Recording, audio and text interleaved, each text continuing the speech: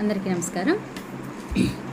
మన చంద్రబాబు నాయుడు గారు ఒక చిన్న సామెత ప్రకారం వెళ్తున్నట్లున్నారు. అదేంట్రా అంటే, దీపం ఉండగానే ఇల్లు చక్కబెట్టుకోవాలి అన్న సామెతని మన చంద్రబాబు నాయుడు గారు తూచా తప్పకుండా పాటిస్తున్నాడు.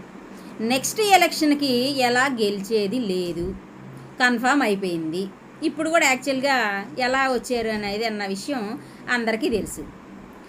నెక్స్ట్ ఎలక్షన్కి ఆయన ఏజ్ అయిపోయింది, మరి ఆ ఏజ్లో రావచ్చు రాకపోవచ్చు అన్న విషయం ఆయనకి క్లారిటీ వచ్చేసేసి ఏపీలో ఉన్న ఆస్తులన్నీ, అంటే మన వైజాగ్ స్టీల్ ప్లాంట్ అవ్వనివ్వండి, నిన్న కడపలో ఉన్నటువంటి హాస్పిటల్స్ కానివ్వండి, ఇంకా పైపెచ్చి చూసుకుంటే మన అమరావతిలో ఉన్న భూములు కానివ్వండి, అంటే పేదవాళ్ళకి ఏదో మంచి చేస్తాము అని వచ్చి గద్దె ఎక్కిన చంద్రబాబు నాయుడు గారు తన స్వలాభానికి, తన సొంతానికి ఏపీ ఆస్తుల్ని వాడుకుంటున్నాడు.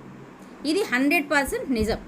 పోనీ సార్, నేను ఒకటి క్లారిటీగా సుత్తి లేకుండా మిమ్మల్ని ఒక క్వశ్చన్ వేస్తాను, దానికి మీరు ఆన్సర్ ఇవ్వగలరా?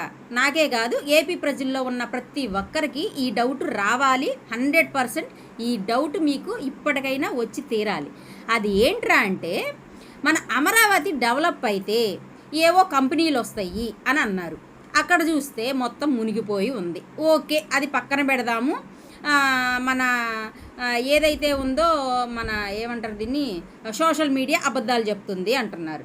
అక్కడ నీళ్ళేమీ లేదు, చాలా బాగుంది. 100% మీరు చెప్పిందే నిజం. మీరే సార్లు మీరు చెప్పిందే నిజం. అయితే అదంతా నీళ్ళు లేదు, బాగానే ఉంది. మీరు కంపెనీలు తెచ్చారు, ఒక 1400 కంపెనీలు తెచ్చారు, 2000 కంపెనీలు తెచ్చారు, బాగానే ఉంది సార్. ఇప్పుడు సగటు పేదవాడు వచ్చి అక్కడికి వచ్చి జాబ్ చేయాలంటే మీరు ఒక కంపెనీ పెడితే వాడికి వచ్చే 30,000 నుంచో, లేదా 15,000 నుంచి 30,000, 30,000 నుంచి 40,000, 50,000. అసలు ఒక మధ్యతరగతి కుటుంబం వచ్చి అక్కడ ఒక సెంటు కొనుక్కునే స్థలం, ఒక సెంటు కొనుక్కునే అంత మనీ వీళ్ళ దగ్గర ఉంటుందా? ఒకవేళ ఉందే అనుకోండి, కొనుక్కుంటాడు. ఇల్లేం పెట్టి కట్టుకుంటాడు?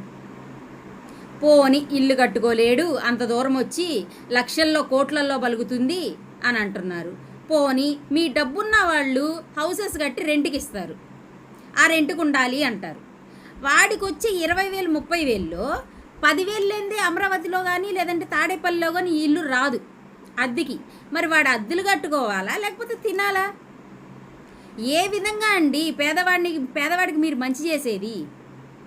మీరు కంపెనీలు తెస్తారు అమరావతిలో, ఏ విధంగా వచ్చి వాడు జాబ్ చేసుకోవాలి అక్కడ?